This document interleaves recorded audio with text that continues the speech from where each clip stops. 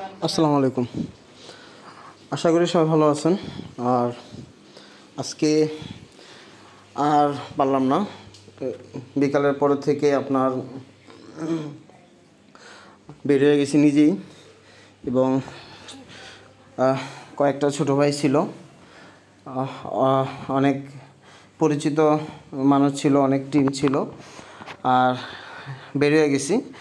আমি ভরাসাত দিয়ে আপনার প্রথমে গেছি সোনার বাংলা কলেজে, দেখলাম যে অনেক আশ্রয় নিচ্ছে অনেক মানুষ অনেক জায়গা থেকে। আবার তাদেরকে কিছু কিছু মানুষ মুরব্বীকে আমরা উঠাই নিয়ে আসছি সোনার বাংলা কলেজে।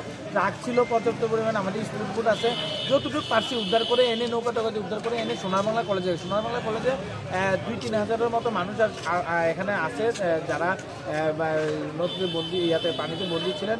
ওই মানুষগুলো এখনও অনেক মানুষ বন্দি আছেন, তাদেরকে যতটুকু সময় আমরা আবারও যাচ্ছি। আমি 2-3টার দিকে আসছি, আইসে একটু খাবার দাবার খাইলাম। এখন আমরা আবার বের হচ্ছি আমার টিম নিয়ে, আমরা আবার যাচ্ছি ওইদিকে। আপনারা সকল দোয়া করবেন।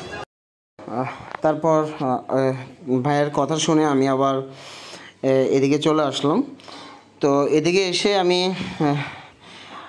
অনেক জায়গায় আপনার গেছি। তো ভরাসারের এই যারা এখন যাচ্ছে এদিকে, মূলত আমি যাদের সাথে কথা বললাম স্থানীয় লোকের, সবাই বলতেছে এখানে আর কেউ নাই, কিন্তু অনেক স্বেচ্ছাসেবী ভাইয়েরা আপনার মুড়ি এবং পানি নিয়ে যাচ্ছে। তো ভরাসার বাজারে এখনও পানি ওঠে নাই।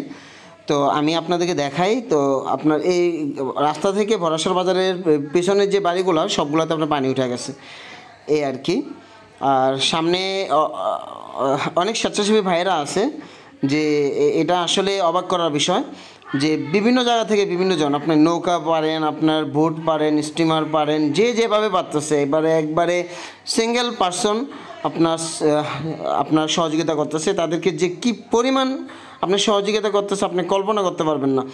তো আমি মূলত আপনার সাইকেল নিয়ে গেছিলাম। আমার সাইকেলটা আমি এক জায়গায় রাখা, তারপরে এই যে আপনারা দেখতেছেন যে মহিলার পুরো বাড়ি আপনার পুরো তলায় গেছে। তো ওইদিকে আমি সাইকেলটা রাখছি। সাইকেলটা রাখার পরে আমি নিজে যারা আছে, তো সবার সাথে আপনার প্রায় 15 থেকে 20টা বাড়িতে আপনার আমি ঢুকছি। তো পানি একবার কোমর সমান। আমি পুরা কি বলবো, আসলে বলার অপেক্ষা রাখে না। যাই হোক, তো ইসাপুরার থেকে যে এখান থেকে আপনার মূলত পানি এদিক দিয়ে বেশি আক্রমণ করা শুরু করছে আর কি, আপনার প্রবাহিত হচ্ছে। তো এই দিক দিয়ে ইসাপুরা থেকে আপনার শুরু করে তো আপনার পানিটা ঢুকতেছে। আর এখানে বিভিন্ন জায়গার থেকে গবাদি পশুগুলো রাখছে।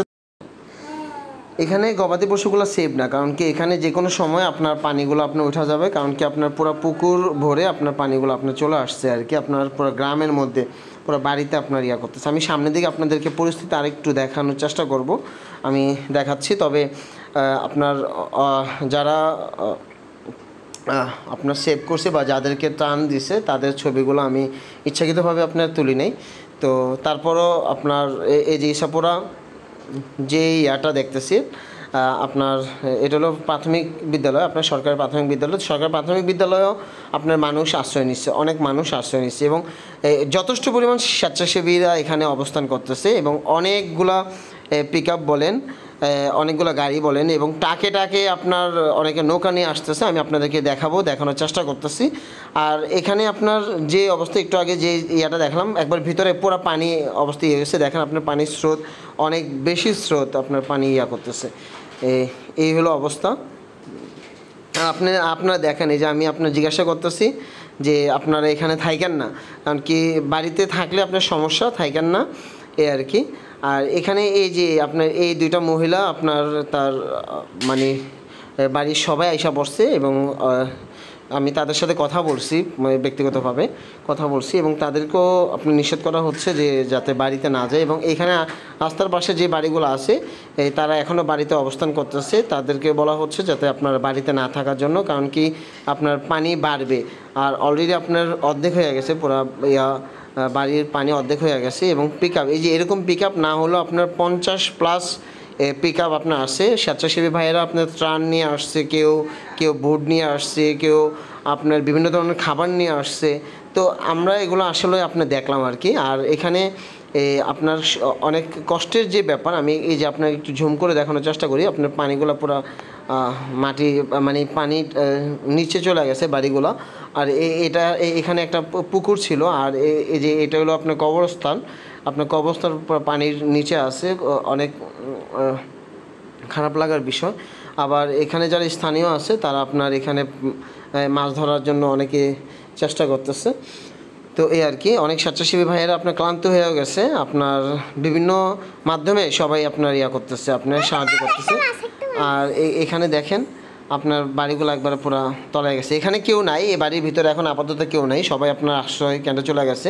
এই যে ইসাপুরার সবচেয়ে সুন্দর যে মসজিদটা, এই মসজিদটা এখন আশ্রয় কেন্দ্রে আপনার পরিণত হয়েছে, আমি যেটা দেখলাম আশ্রয় কেন্দ্রে পরিণত হয়েছে। এবং আপনার এই যে আপনার কবরস্থান পুরো পানির নিচে কবরস্থান হয়ে গেছে। তো এই হলো আপনার সার্বিক পরিস্থিতি আপনার ইসাপুরা। এবং ইসাপুরার সামনে এই যে এই মসজিদের পরে সর্বোচ্চ আর আধা কিলোমিটার আপনার হাইটা যাওয়া পসিবল, আদারওয়াইজ আর ওইদিকে হাইটা যাওয়া কোনো সম্ভব না, একবার কোমর সমান পানি। এবং স্টিমারগুলো আমি দেখাই আপনাদেরকে, এই যে স্টিমার, অনেকগুলো স্টিমার, এখানে একটা দুটা তিনটা প্রায় এই 3-4টে স্টিমার আছে, এবং বিশাল বড় বড় নৌকা নিয়ে আপনার অনেকে আসছে, অনেকে আপনার ট্রাক্টর করে আপনার খাবার নিয়ে আসছে, অনেক স্বেচ্ছাসেবী ভাইয়েরা আছে এবং অনেক আপুরা আছে। তো আমি তাদের সাথে আপনার ভিতরে যাওয়ার চেষ্টা করছি, এবং অনেকে আপনার জোর করেও আপনার আনছে, অনেকে আসতে চাই। স্বেচ্ছাসেবী ভাইয়েরা যারা আছে তারা রাত পর্যন্ত এখানে থাকবে এবং উদ্ধার কাজ পরিচালনা করবে। তবে অনেকে উদ্ধার হয়ে গেছে আলহামদুলিল্লাহ।